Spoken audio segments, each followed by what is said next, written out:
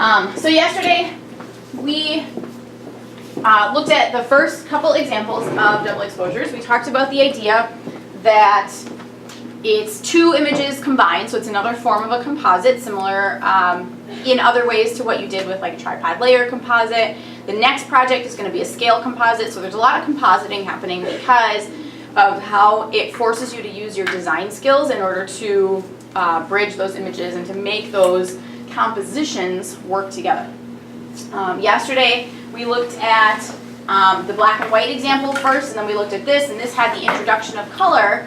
But this one was also, we said, remember, a little bit more selective about where the portrait or the object shows through, and then where they're allowing that texture, in this case, the landscape, to show through. Okay? Do you guys remember how you allow one or the other to show through? How does the photographer control that?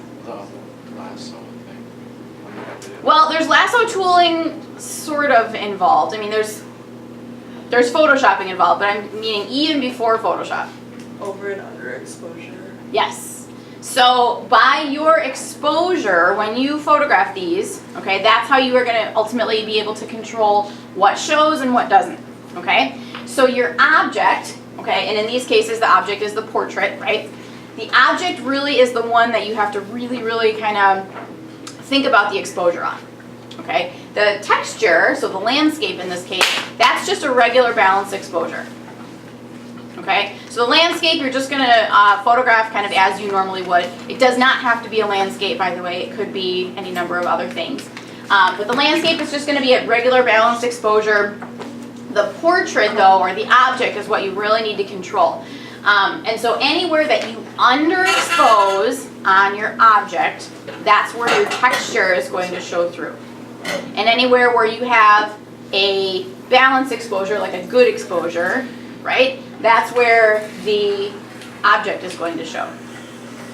Okay? The only thing you're going to overexpose in this case is going to be the background of your object, because we don't want the background to have anything in it at all. Okay? And that's why these backgrounds are white. Because where it's 100% perfectly stark white, then nothing's going to show through from that texture, because all of that film, right, has been exposed as much as it possibly can already. It's got no leeway left to expose. Does that make sense? Okay, good. Okay, so here's another one. And I'm showing them to you in this order on purpose because they kind of advance a little bit every time. So this one has not only color, it was not only photographed in color, but it also has color added to it. Okay, so do you guys see kind of like that rainbow-ish effect kind of happening? So there's a little bit more. What I'm assuming is, I didn't create this, I wasn't there when it was created, I didn't speak to the artist, but what I'm assuming they did is brush in some added colors using some blend modes and things like that on different layers. And we can show you how to do that.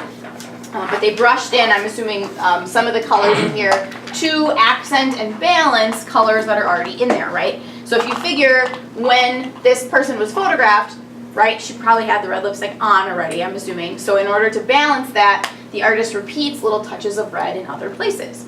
And then the other colors in there certainly are going to help add to the effect of like the idea of nature being colorful. It helps with the landscape feel, things like that. Does that make sense? Okay. This one is also composed a little bit differently because her face is in the middle of this one. The other ones have been profiles. So we see the face on the edge when it's a profile. We see the texture of the landscape and the rest of it. This one, we see her face more in the middle, and then we see the landscape kind of around her. It's a lot more in her hair. Had she been blonde, this would be a totally different composition because blonde is much lighter in exposure, okay? But because she has the dark hair, that's where a lot of that texture shows through. Is this making sense? Okay. How come we don't get a lot of landscape showing through down here on where her skin is? The skin tone's lighter than her hair? Yes. So where the lighter tones are is where the texture is not going to show through as much. It does a little bit, right? I don't know if you can see that if you're close enough. It does a little bit, because it's not 100% stark white, right? But the lighter it is, the less the texture is going to show through. Okay, So here's another one where our object is not a portrait this time, at least not in the traditional sense that it shows a face, right? Why would the hand, in this case, that object, and the texture, the landscape, why would these be a good choice to go together?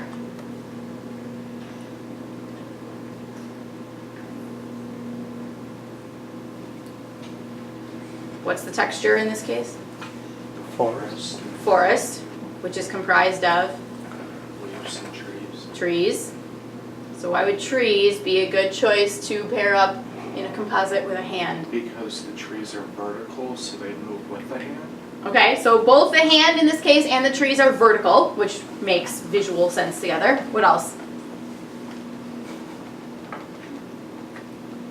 You're like this close. The trees kind of act as the breast, and then the leaves kind of act as a hand. Yeah. So we see the shape of the hand as a tree trunk, right? Because it's kind of one solid vertical base. And then we see the leaves and the palm as equivalent to tree branches, right? And the orientation of this hand in this case is intentional. The photographer did this on purpose with their model. They intentionally posed that hand so that it has that orientation like a tree, right? It wasn't like they just zoomed in on somebody's hand down at their side. Okay, so they're using that on purpose, and that's it's not something that would just happen by happenstance. Does that make sense? Yeah. Why is the background in this one not like stark white? The background in this one, so there is a little bit of that landscape showing through, which means that when it was photographed, they did not actually overexpose the background all the way, so there was a little bit of leeway still, I'm not thinking of the right word, latitude, still in that film left to be exposed. Could they have gone back in Photoshop and masked that out? Certainly. Okay. When you guys are photographing your object, okay, you're going to want to photograph them in front of a white background. And not only are you going to want to make sure that you pull them away from the background enough so they don't create a shadow, but you're also going to want to put additional lights behind your subject that light up the background a lot, because you want that background intentionally to overexpose. Does that make sense? So you're not going to be able to rely on your meter in your camera, because it's going to give you a reading that says like, hey stupid, you're overexposing, but you're going to be like, I'm doing that on purpose. Okay, so you're really going to have to watch the exposure on the face to make sure that you're not also overexposing the face or underexposing more than you want to. Okay, so you're really going to have to pay really close attention. That's why we do double exposure at the end of the semester, not at the beginning of the semester, because you really have to have a good command of what you're doing with that exposure. You got to know what you're doing so that when your camera's like, hey, don't do this, you're like, nope, I got this. Mic drop, right? Okay, same kind of concept. Okay, still using the hands as objects. However, two things about this one that are different than the other examples we saw. The face is in the background. The face in the background has something to do with it, yes. So the face, actually that's three things. So this one uses the face as the texture, not as the object. Are there two different textures? There are two different textures. So this is the composite of three. This is technically a triple exposure, not a double exposure. Okay? So there's the face as a texture, and then there's this kind of foliage as a texture. Okay? So three separate images, and then obviously the image of the hands as the object. Okay? One more thing that's different than the other ones we've seen. Where the leaves are, there's like space. Down here? Yeah. Nailed it. So this one, the trees are upside down. Okay? They basically use the texture to give this bottom edge like a cutoff. Does that make sense? Okay? Do you have to do that? No. Do you have to use three images? No. This is like more advanced, and it's certainly more complicated and complex than the other examples that we showed, but I wanted to show you what the technique is capable of. Okay? So you can still apply this same concept to other ideas. Does that make sense? There are tons of things like album covers. Actually, the Photoshop, the load screen, when you like load the program and it shows you that little splash screen at startup, that used to have the double exposure on it. You'll see double exposures in all sorts of different commercial applications. What do you notice about this one?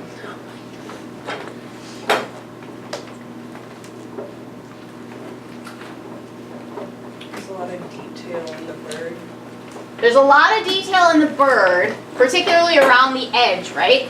And the way that you're gonna get a lot of detail is to really, really control that overexposure on your background. Okay? Because you guys figured out that when you have to make selections around stuff, it can be kind of difficult, right? If you had to select each and every one of these little hairs, that would be challenging. Okay? But if you overexpose the background properly, and you have your subject far enough away from the background so that they're not getting that light on them, then Photoshop will, your image will do that automatically. You won't have to make that selection in order to separate them later. What compositional techniques are being used in this image? Natural framing. Natural framing for sure. Where is that leading your eye? To the guy. To the guy in center. Yes, so we see him being framed by these large tree trunks. Anything else? That's the more dominant one, right? Which makes sense because that's our more dominant subject. Like Could party call it cookies. a bird's eye view. Yeah, we could call it a bird's eye view. Speaking of that bird's eye, Leading lines. Perspective. leading lines are leading you right up to the bird's eye. Okay, good job on that one, everybody. Where the eye is on that tree trunk is very intentional. That was no mistake. Okay, so you're gonna have to kind of be aware of, you're gonna draw thumbnails for this so that you can kind of visually plan things. But you're gonna have to not only photograph with that composition in mind, but then in Photoshop afterwards, in your post-production, you're gonna have to kind of work with aligning things, little by little to kind of get it and fine-tune it where you want it for the greatest visual impact. Does that make sense? Okay, questions on this one? So like party. Okay. Lots of people ask, well, does it have to have a white background? No, technically it does not. But if you do it with the white background, most of your work is done for you. Okay? I just want you to be aware of the terms high key and low key. Now I know you all know them as like slang, right? But before they were like cool, hip slang, they were photography terms, okay? High key is when, if you look at your histogram, right, more of your values are from middle gray to white, okay? And in fact, some, depending on who you talk to, they'll say not even halfway, they'll say most of it has to be from like a third of the way up. I've heard that as well. And then low key would be the opposite. Low key would be from middle gray to black, okay? High key and low key do not mean overexposed and underexposed. Does that make sense? So even though this is high key, it is still properly exposed. We can still see details in the highlight areas of the face. And then vice versa, we still see details in the shadow area, and the face here is properly exposed. Okay? So it doesn't just mean over and underexposed, it just means that the majority of those values are either light or dark. Okay? Tell me some characteristics of a strong double exposure. A really, really good one has or does what? Yes. Both texture and the object are visible. Both, it shows both the texture and the object visibly. You might also say recognizably, right? What else? It has a good controlled exposure on your subject or your object. Yes. So your subject or your object needs to have a good controlled exposure. You need to put the light where you want it to show. You need to shade or shadow the light where you don't want it to show. Okay? And that's going to mean that you're probably going to take that object photo in a controlled environment, aka the lighting studio, at home, in a dark room where you are adding light where you want it. Okay, you need to be able to, which isn't to say that you have to add additional light. It's totally possible to do it with available light or with reflectors or something like that. But you're going to have way more control over it if you do it in that kind of controlled environment where you are adding the light, not just working with kind of what's there. Does that make sense? Other characteristics? Bless you. Anybody?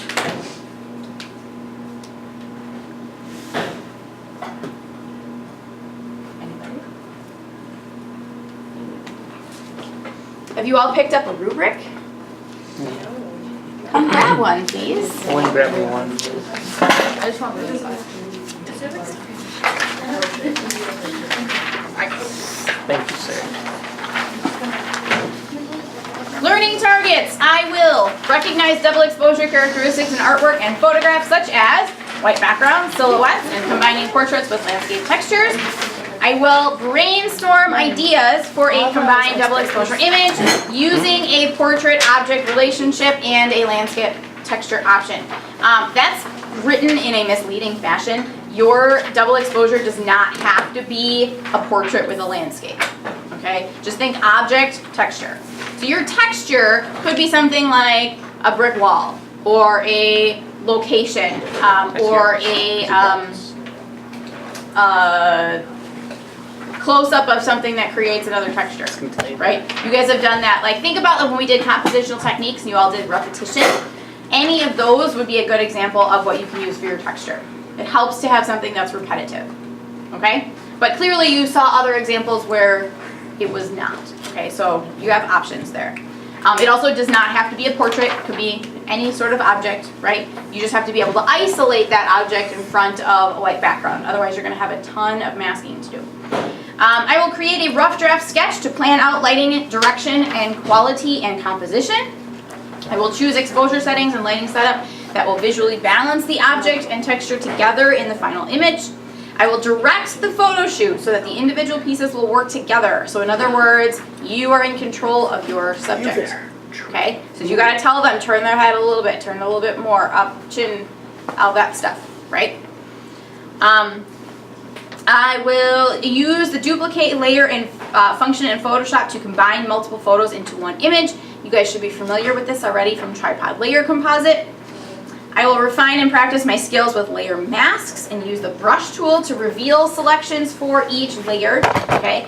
I have a tutorial, it's not one that I created, but I will share a tutorial with you for how to actually edit that double exposure image. If you find another one on your own, there's probably hundreds of them out there. If you find another one on your own that you like better, go for it, okay? Use whatever technique makes the most sense to you, excuse me. What we're going for is the final image, okay? And then I will choose the best layer, the best possible layer placement, so in other words, your alignment, to create a strong composition. Flip to the grading side. Your composite needs to use at least 2 images. Your lighting and exposure, so in other words, the quality of the light, the direction of the light, and the white balance. If you're doing black and white, shouldn't matter about the white balance, right? Is appropriate for the object and the background.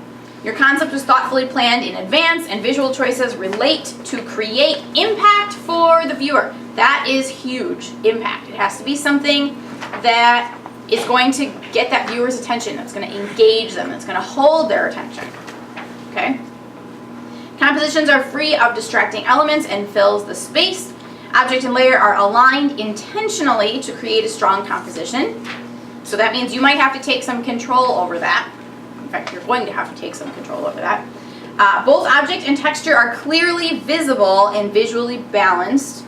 Okay, so we need to see enough of each one that we can tell what they are, but that neither one is dominant over the other. Okay, and then images are appropriate resolution, blah, blah, blah, to be graded folder. Okay, this will be last name, first name, hyphen, double exposure when you are all done. Normally, we do 2 of these.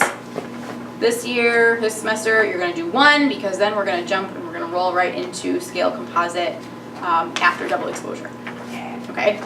If for some reason you are able to finish this by Tuesday when Digital Media 2s have their critique, you are more than welcome to submit this at that point.